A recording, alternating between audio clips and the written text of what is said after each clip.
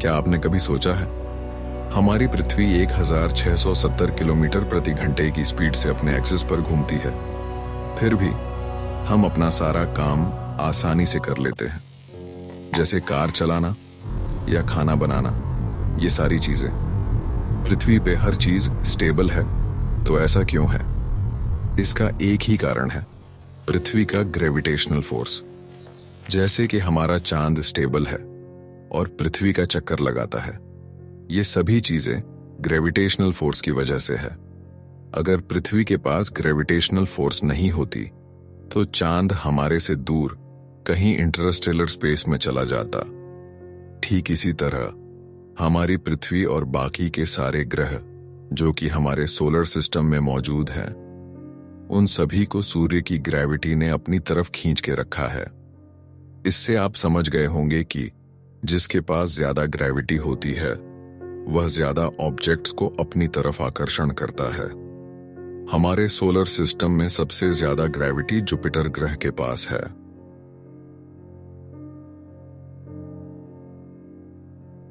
आपको पता है हमारा सोलर सिस्टम भी किसी का चक्कर लगाता है, एंड जिसका नाम मिल्की वे गैलेक्सी है।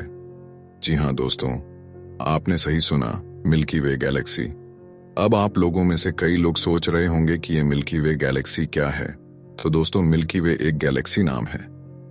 तो फिर गैलेक्सी क्या है? फ्रेंड्स, हम गैलेक्सी को वेयर हाउस या फिर फैक्ट्री कह सकते हैं, जहां सभी stars, planets, gas clouds and बहुत ही अधिक मात्रा में डस्ट पार्टिकल्स मौजूद होते हैं। फ्रेंड्स, इसी में स्टार्स और प्लैनेट्स का जन्म होता है।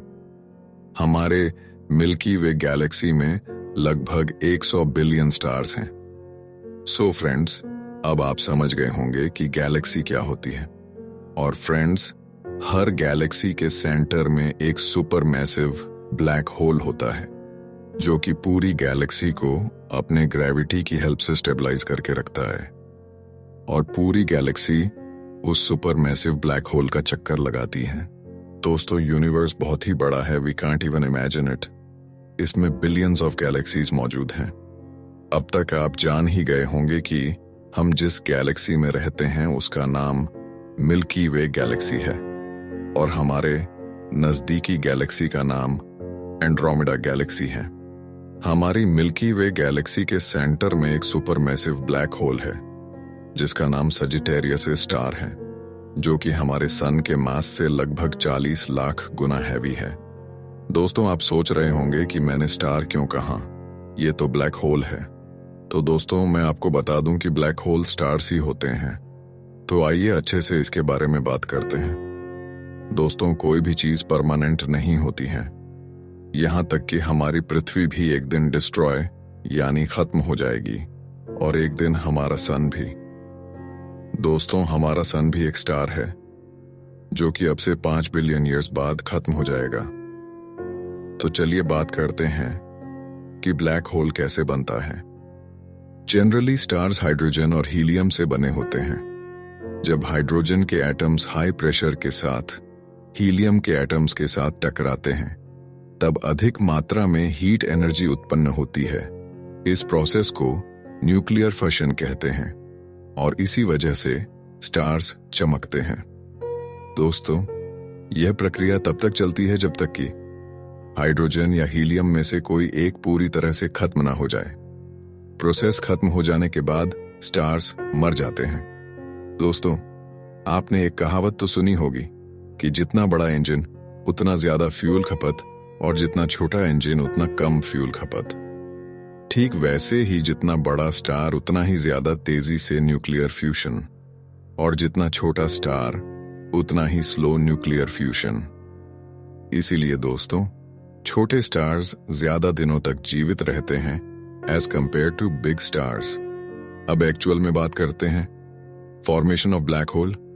दोस्तों, अगर हमारे सन जैसे किसी स्टार की डेथ होती है तो वह ड्वार्फ स्टार या नेबुला बन जाता है, और वहीं अगर हमारे सन से लाखों गुना ज्यादा मास वाले स्टार की डेथ होती है तो वह स्टार ब्लैक होल बन जाता है। आइए अब बात करते हैं ब्लैक होल बनने की प्रक्रिया के बारे में। दोस्तों, जब मैसिव स्टार का फ्यूल खत्म होने वाला होता है तब स्टार साइज में बड़ा होने लगता है, या यूं कहे तो एक्सपैंड होने लगता है, और एक समय के बाद वह विस्फोट कर जाता है। उसके बाद स्टार में इतना ज्यादा ग्रेविटी होती है कि स्टार खुद अपने ही अंदर समा जाता है, या यूं कहे कि अपने ही अंदर कोलाइड कर जाता है। इसलिए दोस्तों, स्टार के सेंटर में ज्यादा ग्रेविटी लगती है कि वह अपने आप में ही कोलाइड कर जाता है, क्योंकि स्टार के पास कोई फ्यूल नहीं बचता है कि वह अपना प्रेशर मेंटेन कर सके। ब्लैक होल के पास इतना ज्यादा ग्रेविटी होती है कि लाइट भी उससे बच के बाहर नहीं जा सकती। साइंटिस्ट इसे यूनिवर्स का मॉन्स्टर कहते हैं। ये किसी भी चीज को आसानी से निगल जाता है। ब्लैक होल के पास टाइम भी स्लो हो जाता है। ब्लैक होल के पास मेनली 3 पोर्शन होता है। सबसे पहले वह लाइट गैस क्लाउड्स के साथ मिलकर एक्रीशन डिस्क बनता है, और उसके बाद आता है इवेंट होराइजन, और उसके बाद सिंगुलरिटीज। सिंगुलरिटीज ब्लैक होल के अंदर का पार्ट होता है जहां हाई ग्रेविटी होती है, और सिंगुलरिटीज के अंदर टाइम रुक जाता है। अगर कोई भी चीज उसके अंदर जाती है तो हमेशा के लिए उसी में रह जाती है। सबसे पहले आइंस्टीन ने ब्लैक होल के बारे में बताया था कि यूनिवर्स में कोई ऐसा ऑब्जेक्ट होगा जो यूनिवर्स को पूरी तरह से बैंड और स्पेस टाइम को कर्व कर सकता है। फिर सालों बाद 2019 में इवेंट होराइजन टेलीस्कोप की मदद से ब्लैक होल की पिक्चर ली गई। स्क्रीन पे आपको यह पिक्चर दिख रही होगी। यह ब्लैक होल गैलेक्सी मेस्तासी के सेंटर में मौजूद है। आप सोच रहे होंगे कि ब्लैक होल के पास टाइम कैसे स्लो हो जाता है। बेसिकली ग्रेविटी एटम्स से बने हर ऑब्जेक्ट्स और एटम्स को अपनी तरफ खींचती है, एंड हमारी बॉडी भी एटम्स से बनी होती है, बल्कि पूरा यूनिवर्स ही एटम्स से बना है। हमारी बॉडी का हर एक पार्ट्स जैसे लिवर, किडनी, हार्ट, माइंड आदि, ये सभी चीजें भी एटम्स से बनी होती हैं। इसलिए ग्रेविटी के इन्फ्लुएंस में आकर स्लो हो जाते हैं, बट हमें वहां पर समय के स्लो होने का कोई पता नहीं चलेगा। हमारी क्लॉक में टाइम नॉर्मल चलेगा। अगर दूसरा कोई भी अर्थ से अपनी क्लॉक को ब्लैक होल के पास वाले इंसान की क्लॉक से कंपेयर करे तो अर्थ वाले की क्लॉक तेज चलेगी। ब्लैक होल के पास फिजिक्स भी कम नहीं करता है। फ्रेंड्स, आई होप आप सभी को समझ आया हो, तो चैनल को लाइक और सब्सक्राइब जरूर करें।